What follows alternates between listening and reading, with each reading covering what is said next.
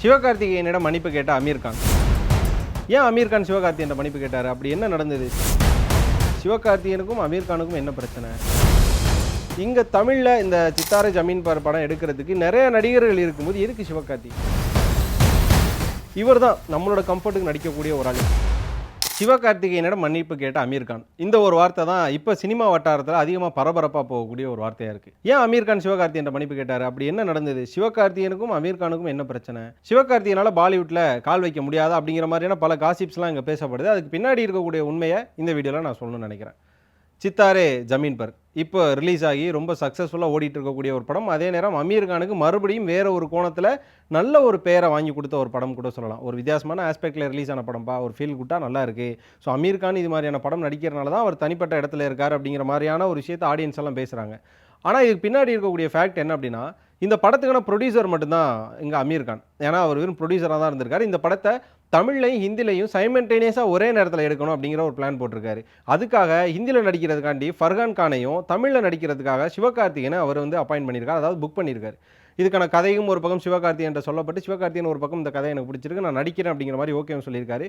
இன்னொரு பக்கம் பார்த்தீங்கன்னா ஃபர்ஹான் கானும் நானும் நடிக்கிறேன் அப்படின்னு சொல்கிறாங்க. இதுக்கப்புறமா இவங்களோட 2 பேரோட கால் ஷீட்டையுமே அமீர் கான் சைட்லேருந்து ப்ரொடக்ஷன் ஹவுஸ் சைட்லேருந்து புக் பண்ணுறாங்க. புக் பண்ணதுக்கப்புறமா அமீர் கான் என்ன பண்ணுறாரு, இன்டெப்த்தாக அந்த கதையை ரொம்ப ரீட் பண்ணுறாரு. அதுக்கப்புறம் இன்டெப்த்தாக கேட்குறாரு. ஒரு பக்கம் இந்த படத்தை நம்மளே பண்ணால் என்ன அப்படின்னு சொல்லிட்டு அவர் நடிக்க ஆரம்பிக்கிறாரு. ஆனால் இதில் இருக்கக்கூடிய சிக்கல் என்ன அப்படின்னா, சிவகார்த்திகேயன் நீங்கள் ஒரு டைட்டான ஸ்கெடியூலில் இருக்கார்ல. ஒரு பக்கம் பார்த்தீங்கன்னா பராசக்தி நடிச்சிட்டு இருக்காரு, இன்னொரு பக்கம் மதராசி ரிலீஸ் ஆக போகுது. அதுக்கப்புறம் சிவகார்த்திகேயனோட லைனப்ன்றது ரொம்ப டைட்டான லைனப். அப்படிப்பட்ட டைட்டான லைனப்பில் இருக்கும்போது அவர் எப்படி அமீர் கானுக்கு டேட் கொடுத்தாரு அப்படின்ற ஒரு விஷயம் இருக்குது, ஏன் கொடுத்தாருங்கிற ஒரு விஷயம் இருக்குது. எப்படி கொடுத்தாரு அப்படின்ற பட்சத்தில் இது தமிழை தாண்டின ஒரு புது பாதையாக இருக்கும். அவர் நினச்சிருந்தா மலையாளத்திலேயோ தெலுங்குலையோ கன்னடத்திலேயோ கால் வச்சிருக்கலாம். ஆனால் அவரும் ஒரு பக்கம் ஹிந்தியில் கால் வைக்கிறார். ஆல்ரெடி அவரோட நண்பனான அட்லி ஹிந்தியில் கால் வச்சு மிகப்பெரிய சக்ஸஸ் கொடுத்து தவிர்க்க முடியாத ஒரு இயக்குனர் இன் பாலிவுட் அப்படிங்கிற ஒரு இடத்த பிடிச்சிட்டார். அப்போ நம்மளும் அந்த இடத்துக்கு போவோம் அப்படிங்கிற ஒரு ஆசையாக இருந்திருக்கலாம். அதே நேரம் அதை ஏன் கொடுத்தாரு அப்படிங்கிற ஒரு விஷயம் இருக்குல்ல, அது அமீர் கானுக்காக அப்படிங்கிற ஒரு காரணம் தான். ஏன்னா அமீர் கான் இப்போ வரையுமே வசூல் ரீதியாக பார்த்தோன்னா அவரோட படம் தான் நம்பர் 1ல் இருக்குது. தங்கல் அப்படிங்கிற ஒரு படம் இந்தியாவில் ரிலீஸ் ஆகி அதிகப்படியான 1000 கோடி 2000 கோடி வசூலில் பார்த்தீங்க அப்படின்னா அது தங்கல் படம் தான். ஸோ அந்த ஒரு விஷயத்தில் பார்த்தீங்க அப்படின்னா நம்ம அமீர் கானோட பேச்சை தட்ட முடியாது. அவர் ரொம்ப நல்ல மனிதர். ஒரு நடிகரை தாண்டி ஒரு ப்ரொடியூசரை தாண்டி அவர் ஒரு நல்ல மனிதர். அவரோட பேச்சை நம்ம தட்ட வேணாம். அவர் சொன்னால் ஒரு நல்லதுக்கு தான் சொல்லுவார். எந்த ஒரு அரசியலோ இல்லைனா எந்த ஒரு கொள்கை சித்தாந்தம் எதை நம்ம மேலே பூச ட்ரை பண்ண மாட்டாங்க. இது ஒரு நல்ல படம் அப்படிங்கிற ஒரு விஷயத்தில் சிவகார்த்திகேயனுக்கு மிகப்பெரிய நம்பிக்கை இருந்திருக்கும். ஏன்னா இதெல்லாம் நல்லா ஆராய்ஞ்சு பார்க்கக்கூடிய ஒரு நபர் தான் சிவகார்த்திகேயன் என்ற பட்சத்தில் அவரும் கால் ஷீட் கொடுக்குறாரு. ஒரு பக்கம் அவரோட கால் ஷீட்லாம் கொடுத்து அந்த சித்தாரே ஜமீன் பர் படத்துக்கு அவர் ரெடி ஆகிட்டு இருக்கப்போ திடீர்னு பார்த்தீங்கன்னா அமீர் கான் இல்லை இந்த படத்தில் நான் நடிக்கிறேன் அப்படின்னு சொல்கிறப்ப இவங்களுக்கு ஒரு டிசப்பாயிண்ட் வந்திருக்கும்ல. அது எப்படின்னா கால் ஷீட்டை வாங்கி அதை வேணான்னு சொல்கிற மாதிரி. உடனே அமீர் கான் என்ன பண்ணியிருக்காரு, சிவகார்த்திகேயன் கால் பண்ணி தப்பாக எடுத்துக்காதீங்க, இது எப்படிப்பட்ட விஷயன்றது எனக்கு ஃபீல் ஆகுது. உங்களோட கால் ஷீட்டை வாங்கி அதுக்கப்புறமா அது வேணான்னு சொல்கிறது கிட்டத்தட்ட உங்களை ஒரு ஆடிஷனில் செலக்ட் பண்ணி ரிஜெக்ட் பண்ணுறதுக்கு சமம். நீங்கள் அந்த ஒரு இடத்துல இல்லை, நீங்கள் தமிழ் சினிமாவில் யாராலையும் அசைக்க முடியாத ஒரு இடத்துல இருக்கீங்க. உங்களோட டைமை வேஸ்ட் பண்ணதுக்கும் உங்களை டிசப்பாயின்ட் பண்ணதுக்கும் என்னை மன்னிச்சிருங்க அப்படின்ற ஒரு விஷயத்தில் அஸ் ப்ரொடியூசராக ஒரு ஆக்டராக ஒரு ஹியூமனாக ஒரு மன்னிப்பு கேட்டார். இதை ரீசெண்டாக ஒரு இன்டர்வியூவில் சொன்னார். அவர் தான் இன்டர்வியூவில் சொல்லிட்டாரு, அது எதுக்கு நீ மறுபடியும் சொல்கிற அப்படின்னு நீங்கள் ஒரு கேள்வி கேட்கலாம். இந்த கேள்வியே என்ன அப்படின்னா, இங்கே தமிழில் இந்த சித்தாரை ஜமீன் பர் படம் எடுக்கிறதுக்கு நிறைய நடிகர்கள் இருக்கும்போது எதுக்கு சிவகார்த்திகேயன் அப்படிங்கிற ஒரு கேள்வி தான். இங்கே எவ்வளோ பேர் இருக்காங்க. நம்ம விஜய் சாரை விட்டுறோம், அஜித் சாரை விட்டுறோம், ரஜினி கமல் இவங்களை விட்டுறோம். ஆனால் அதுக்கப்புறமா இருக்கக்கூடிய சிம்புவாக இருக்கட்டும், தனுஷாக இருக்கட்டும், விஜய் சேதுபதியாக இருக்கட்டும், சிவகார்த்திகேயனாக இருக்கட்டும், மணிகண்டனாக இருக்கட்டும், எவ்வளோ ஆக்டர்ஸ் இருக்காங்க. ப்ளஸ் கவின்லாம் பார்த்தீங்கன்னா கிட்டத்தட்ட ஹிந்திக்கான ஒரு ஆக்டர் ஃபேஸ் கட்லேயே இருக்கார். அவங்களெல்லாம் விட்டுட்டு ஹரிஷ் கல்யாண் மாதிரியான ஆட்களெல்லாம் விட்டுட்டு எதுக்கு இங்கே போயிட்டு இவரை பிக் பண்ணணும் அப்படிங்கிற ஒரு விஷயம் இருக்குல்ல. இங்கே தான் 2 விஷயத்தை பேசணும். முதல்ல வசூல். ஒரு ப்ரொடியூசராக பார்க்குறப்போ அமரன் கொடுத்த ஹிட்டை பார்க்கணும். லாஸ்ட் இயரில் எந்த படம் அதிகமான வசூல் கொடுத்தது அப்படின்னு பார்க்குறப்ப காந்தாரா கொடுத்துச்சு, மஞ்சுமல் பாய்ஸ் கொடுத்தது, அதெல்லாம் அதர் ஃபிலிம்ஸ். ஆனால் தமிழில் பார்க்குறப்ப அமரன் தான் யாருமே எதிர்பார்க்காத அளவு ஒரு டேர்னிங் பாயிண்ட்டை கொடுத்தது இல்லையா. அப்போ சிவகார்த்திகேயனுக்கு ஒரு நல்ல வசூல் இருக்குது, அவருக்கு ஒரு நல்ல ஓப்பனிங் இருக்குது, பிஸ்னஸ் ஓகேன்னு சொல்லிட்டு அது ஒரு விஷயம்.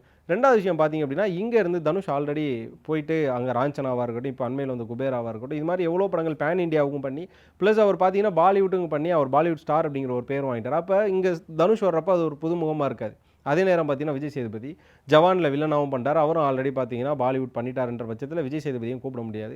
எஸ்டிஆர் அவர் இருக்கிற டைட் பேக்லேயும் அதே மாதிரி எஸ்டிஆரை காம்பேக்டாக நடிக்க வைக்கிற அளவு அமீர் கானுக்கு ஒரு கம்ஃபர்ட் ஜோன் இருக்குமா அப்படிங்கிற ஒரு விஷயமும் இங்கே யோசனையாக இருக்குன்ற பட்சத்தில் நம்ம சிவகார்த்திகேயன் ஓப்பன் பண்ணுவோம் அப்படின்ற ஒரு விஷயம் இருக்குது. ஸோ இங்கே 2 விஷயம் தான். ஒன்று பிஸ்னஸ், இன்னொரு பக்கம் பார்த்தீங்க அப்படின்னா இவர் தான் நம்மளோட கம்ஃபர்ட்டுக்கு நடிக்கக்கூடிய ஒரு ஆள். ஏன்னா அமீர் கான் அப்படிங்கிறவர் சிவகார்த்திகேயன் காட்டிலும் சீனியர் அஸ் அ இண்டஸ்ட்ரி அப்படின்றப்போ அதே நேரம் அவர் பேச்சை தட்ட முடியாத இடம் அப்படின்ற ஒன்று இருக்குல்ல. வேறு யாராக இருந்தாலுமே இப்போ விஜய் சேதுபதியாக இருந்தால் கூட இல்லை நான் ஆல்ரெடி அட்லி கூட ஒர்க் பண்ணியிருக்கேன், ஜவானில் ஷாருக் கான் சார் கூட ஒர்க் பண்ணியிருக்கேன், எனக்காக இதெல்லாம் மாற்றினாங்க, ஸோ எனக்காக நீங்கள் இதை மாற்றுங்கன்னு கேட்கறதுக்கான வாய்ப்புகள் இருந்திருக்கலாம். அது இல்லாத பட்சத்துக்கு வேறு ஆட்களாக இருந்தால் கூட ஐ எம் சீனியர், நான் வந்து உங்களோட ஜூனியர் கிடையாது, நானும் உங்களுக்கு ஈக்குவலான பர்சன் தான். ஸோ கதையை மாற்றுறதுக்கோ இல்லைனா தங்களுக்கான சீனை மாற்றுறதுக்கான வாய்ப்புகள் நிறைய இருந்திருக்கும். பட் சிவகார்த்திகேயன் அதை பண்ணாமல் முதல் படம் அப்படிங்கிறதுனாலையும் அமீர் கான் மாதிரியான ஒரு ஆட்கள் அப்படிங்கிறதுனாலையும் அந்த ஒரு பாலிடிக்ஸோ இல்லைனா அந்த ஒரு நெகோசியேஷனோ பேச மாட்டார் அப்படின்ற ஒரு பட்சத்தில் சிவகார்த்திகேயனை இந்த படத்துக்கு புக் பண்ணிடலாம் அப்படிங்கிற மாதிரியான பேச்சுக்களும் இருக்குது. ஓவராலாக சிவகார்த்திகேயனை வந்து திரும்பவும் பாலிவுட்டில் கூப்பிட்டு அதுக்கப்புறம் வேணான்னு சொன்ன ஒரு விஷயம் வந்து எவ்வளோ ஹர்ட்ஃபுல்லாக இருக்கும் அப்படிங்கிறது உங்களுக்கு தோணுதோ அதை கண்டிப்பாக கமெண்ட்டில் சொல்லுங்கள். இதுக்கு முன்னாடி இன்னொரு விஷயத்தை சொல்லணும்னு நினைக்கிறேன். பல வருடங்களுக்கு முன்னாடி கமலஹாசன் வந்து ஹிந்தியில் பயங்கரமாக போயிட்டு அவரோட லெஜெண்ட்ரியை பதிச்சிட்டு இருந்தான். அந்த ஒரு டைம் தான் ஒரு பக்கம் பார்த்தீங்கன்னா நிறைய நியூஸ்லாம் ஆர்டிகிளே வந்துருச்சு.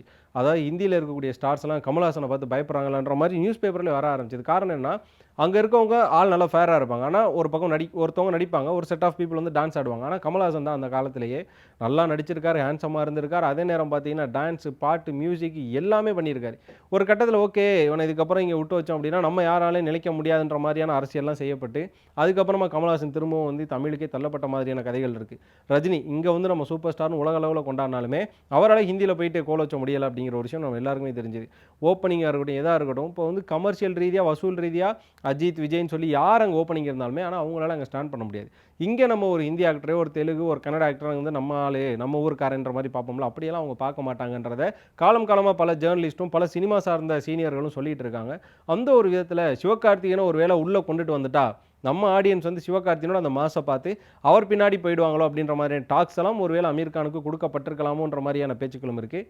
ஓவராலாக இந்த ஒரு விஷயத்தை பற்றி உங்களோட கமெண்ட் என்ன அப்படிங்கிறத கண்டிப்பாக கருத்தில் சொல்லிவிடுங்க. இந்த வீடியோ பிடிச்சிருந்தா லைக் பண்ணுங்கள், ஷேர் பண்ணுங்கள்.